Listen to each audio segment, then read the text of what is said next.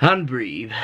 Okay, right, we're going to do the analysis for this Manchester City home match against Leicester. Okay, I'm just trying to compose myself for this one, because we'll get to the big talking point as we get through the video. So, we'll start first with the team. I predicted 10 out of the 11. Ironically, I predicted John Stones to start in this game. He didn't. Instead, Vincent Kompany came in instead. Pep knows best. There you go. I did tell you that Phil Foden had started in this game. I didn't literally see how Leroy Sané could start in this game, considering what's happened at Burnley, his performance, which wasn't that brilliant, and then what's happened in training, obviously, which I'll cover in Manchester City latest news too. I'm quite surprised that he did come on off the substitute bench in this game, if I'm completely honest, but he did. A little bit hit and miss when he came on too. Pep looked a little bit frustrated, but again, we'll get to that as we go on through the video. Now, I'm not too sure what we're going to go for. Is it going to be Sané, Foden, or Mahrez possibly for the last game against Brighton? We're kind of short on one number. Kevin De Bruyne isn't fit. Fernandinho, I don't think, is going to be fit either. And so it leaves us a little bit short. So someone will have to start. But I think, again, that's something that I can discuss in another video. More importantly, it'll probably be the Brighton preview. It wouldn't surprise me if we saw Bernardo Silva go into the centre. But, again, said it's for another video. Now for Leicester, no surprises. Midfield very strong, gone kind of with like a 5-man, 6-man midfield even, with Vardy sitting that deep. But Ndidi, Chowdhury, Tielemans sitting in the middle wasn't a surprise to anybody. Vardy up front, obviously with his pace. Maddison trying to cut in and cut around and occupy the attacking midfield role, and then drifting out wide. And we had Brighton too. We knew what to expect, and obviously we had the former Manchester City man, Kelechi Iheanacho. Again, he's got a talking point. I'll get to that throughout the video. He was on the substitute bench, so nice to see Kelechi returning back to the Etithad Stadium, and I was expecting this to be a very quick attacking game. Who is going to put their chances away? I was expecting there to be a few goals in this game, if I'm honest, and so I made a note that I wanted an early goal, possibly two. Remember that match against Chelsea that we played earlier in the season at the Etihad? Something like that, just to settle everybody down. It's one of those where I don't mind if we went 1-0 ahead, then continued and went 1-1, because I knew that we could take confidence. Score early, you can take confidence. It allows everyone to settle down, and it allows Man City to get into their normal game. Because let's face it, that first half, it wasn't Man City's normal game. It took us forever to settle into the game, and was a little bit lucky, in my opinion, to be able to escape punishment for that one, because perhaps, no offence to Leicester, but if it was up against one of the top 6 teams, or maybe top 4, Arsenal and Man United haven't been that brilliant, let's face it, this season, but if we was going up against Liverpool, or Chelsea putting the chances away, or going up against a good Spurs side that we've seen in the Champions League, we would have been punished, in my opinion. And so it took us far too long to settle, and that is something we need to really work on for that Brighton game. We can't afford to taking so long to settle, because if we do get punished, that's when anxiety, and that's when pressure, and that's when panic will probably start to set in. That's something we really do need to avoid, in my opinion. If we don't want to make hard work of this, we don't need to settle everything down. So in the Champions League, that was a point I'm making. Raheem Sterling scored, I think it was, the first goal in that match. Or was it Bernardo Silva? I can't remember who. In the match against Tottenham, though, after, I think it was 3 minutes. And even though it was a goal fest and Tottenham ended up equalising, and you know what I mean? It settled the game right down, put Man City into their rhythm very quickly, allowed us to score a lot of goals, and that is what I was looking for from this game. It didn't happen. Quite the opposite, in fact. Like I said, took us forever to settle down. Took us at least 30 minutes, and in that time, Leicester was starting the more confident. Leicester were looking good. They were looking good down their right-hand side and Man City's left, with Ricardo and Albrighton linking up well. Ricardo did very well in this game, I thought, and it took a very good early block from Vincent Kompany to keep Leicester out of the back of our net. Which really wasn't in the script, basically. Once Manchester City did settle in, we started to make things happen. We've started to find a little bit of success from set pieces and corners at last. Sergio Aguero had a header which ended up hitting the woodwork, which was then well saved from Kasper Schmeichel, making sure it didn't cross the line, and it didn't. Remember, we've got goal line technology. It didn't cross the line, and so we went in at half-time at 0-0. I thought that Chowdhury was looking very lively for Leicester. He was looking very good. Very very quick, keeping up with Raheem Sterling and keeping him quiet, and thought he had an excellent game overall, in my opinion. First half and second half, Bernardo Silva looking very lively. Everything, all of Man City's threats were going through him, trying to make things happen, and it ended up Leicester putting 2 men on him to try and keep him quiet. And so we're looking for that little bit of space. Just need to be a little bit quicker, a little bit more urgency in that second half to not even just put our opportunities away, but we weren't really creating that much. I felt like we was just missing a little bit of a spark. Obviously, we was missing De Bruyne in the middle. I felt even bigger we was missing Benjamin Mendy in this game, because Benjamin Mendy is a very good left back, but he's very good at creating problems for teams, particularly teams that want to defend deeper, because he's so quick and so good with his balls and low crosses into the penalty area.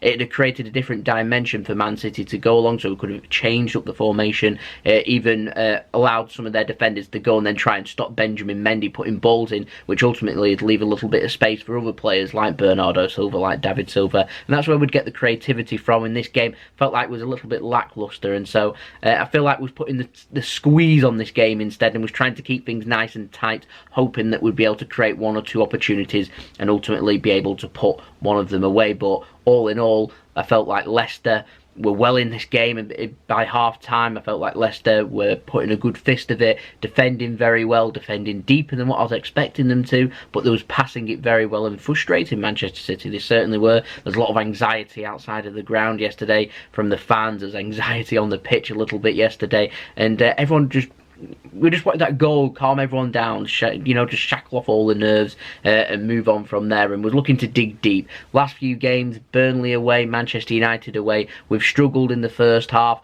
we've kept it at 0-0, we've made sure we're in the game so we can improve in the second half, and ultimately that is what happened in this game too. We were so much better in that second half. We upped the tempo, we brought Leroy Sané on for Phil Foden, and was much more dominant, was making things happen. Leicester looked leggy, they weren't getting forward as much. There was always looking a bit dangerous on the counter-attack, but I'd say maybe 2 or 3 times we were doing that in the second half, whereas in the first half it was coming apparent they was getting forward every few minutes basically, and it was coming a bit of a cause for concern. How long they how long do you keep it up for? It's a different kettle of fish at the Etihad. It's very tiring being able to do that for 90 minutes, and they weren't able to, and ultimately we're bringing Sané on. It just allowed us to step it up a gear and be a lot more dominant with the ball and the passing, a lot more accurate I felt in the second half. First half was a little bit wayward with a couple of the passes, which weren't helping with the anxiety in the stadium. So we saw Bernardo Silva go close, we saw Ilkay Gundogan find a little bit of space, get a shot away,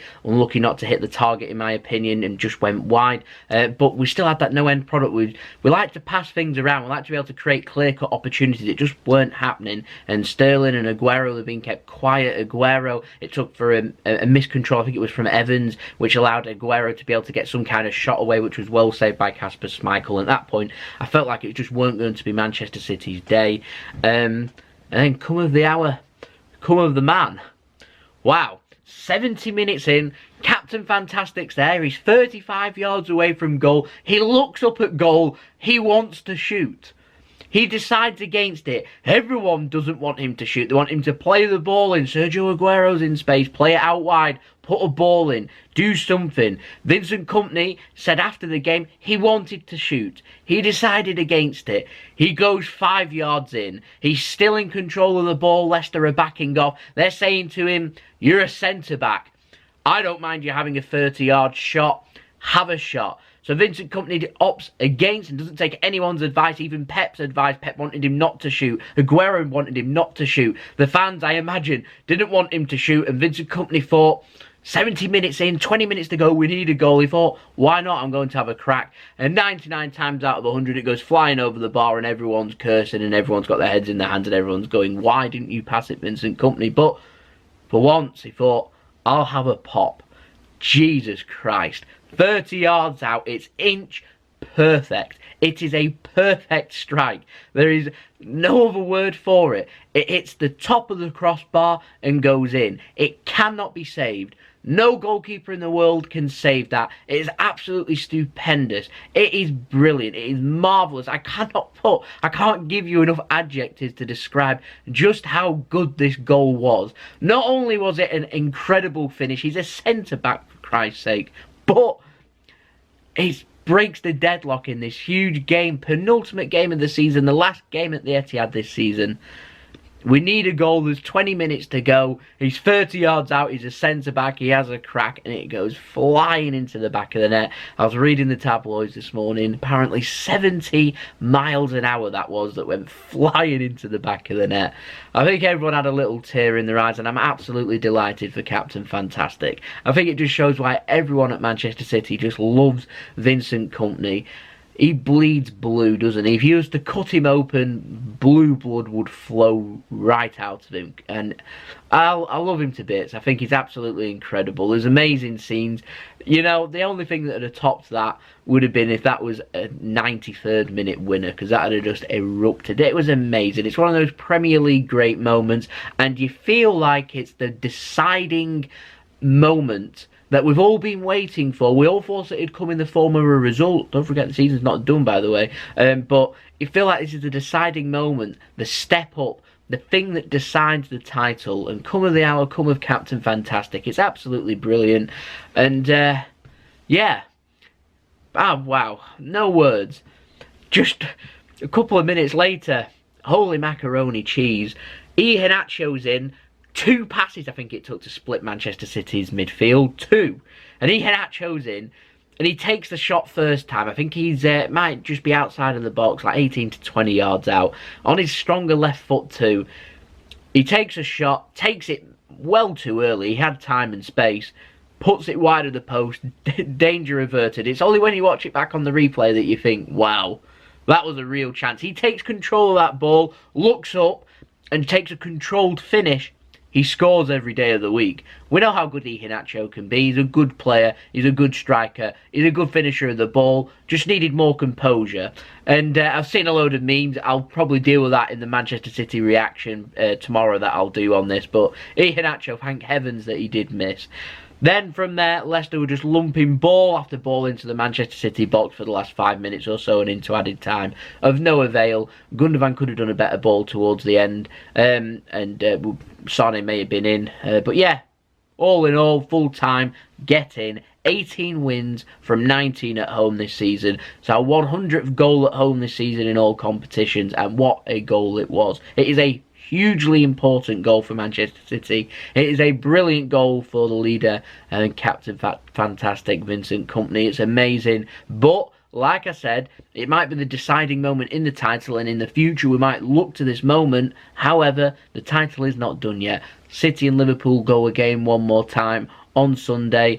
Liverpool are at home against Wolves at Anfield. Manchester City travel away to Brighton, which won't be an easy game. It was a game last season that we struggled to break Brighton down, and I think it took us the last 15-20 minutes to be able to break them down and get a couple of goals. And so I imagine it'll probably be something similar in this game. And so Liverpool will want to put a couple of goals away early in the first half to try and put us under pressure. So if there's ever been a time for City to hit the ground running, it is that game. So we're just going to check the stats for this game first and have a look at that. So Manchester City ended up having 61% possession to Leicester's 39%. I thought Leicester were very good in possession, if I'm honest. I've seen a lot of teams take it at the Etihad and decide not to have a go and just hoof the ball clear. Leicester wanted to play and did very well for that. 19 shots for City, just 5 on target. One of them was a screamer from 30 yards that went in. 7 shots for Leicester, 2 on target. That is something City need to work on. I said we needed to be clinical. We weren't that clinical in this game. We need to be clinical against Brighton. When you're creating opportunities,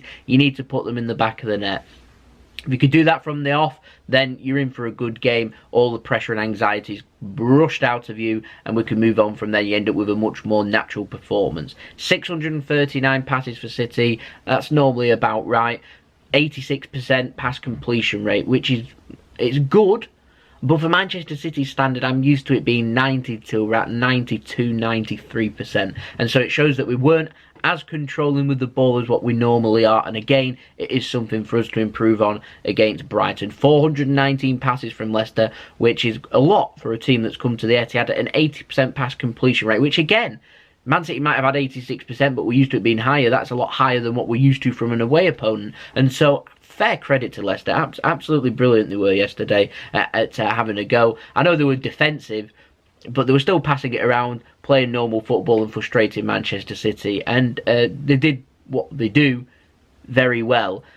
Clear-cut chances, one apiece. City ended up putting a screamer away. Leicester missed a good opportunity with Maddison. The Iheanacho moment too. There's a couple of good opportunities there where Leicester will probably feel like they perhaps should have had a point from this game, but they didn't. No corners for Leicester. I'm pleased about that because I remember the match at Anfield that Leicester had. They were very strong on set pieces, and so to be able to limit them in corners, that's good. 11 corners for City. We nearly scored off one, but still we go another game without scoring from a corner. But yeah, we're very good on set pieces, I felt, yesterday. City seemed very organised. We had players on the outside of the box having a couple of good opportunities from outside of the area to be able to create something. It was almost like Leicester was saying to us, have a go from outside the box. Ha ha ha ha. Interceptions, 11 for Leicester, 10 for City. Same amount of blocks. 43 clearances for Leicester compared to just 11 from City, 26 headed clearances. Aerial duels, Leicester were a lot better than us. More saves for Kasper Schmeichel to make, 2 saves for Ederson. Ederson ultimately ended up keeping the clean sheet. I think he might be level. I've not checked that, but I think he might be level with Alisson now in terms of clean sheets for this season and going for the Golden Glove. Aguero's a couple of goals behind Salah. I think he's got too much to do to get the Golden Boot. However, you never know. Still got one game to go. Too early to really look at anything, but huge credit to Leicester. Like I said, it's a hard game. They made it a hard game. They had a go. They defended well. Chowdhury, I felt, would have been man of the match had this finished in a draw. I thought it was absolutely brilliant. Keeping Raheem Sterling quiet, particularly in the first half and in particular in that second half when City were getting on top. To be able to do that isn't easy, and not many teams have done that this season, yet Chowdhury was absolutely brilliant in keeping up with him. And it was nice to see a midfielder that has a lot of pace in him and also be able to put it to his advantage to be able to defend well too. Like I said, they might be made to regret the Iheanacho and Maddison miss, but realistically Leicester, they was aiming for the top 7 to try and get potential Europa League football next season. To do that, they needed to win this game.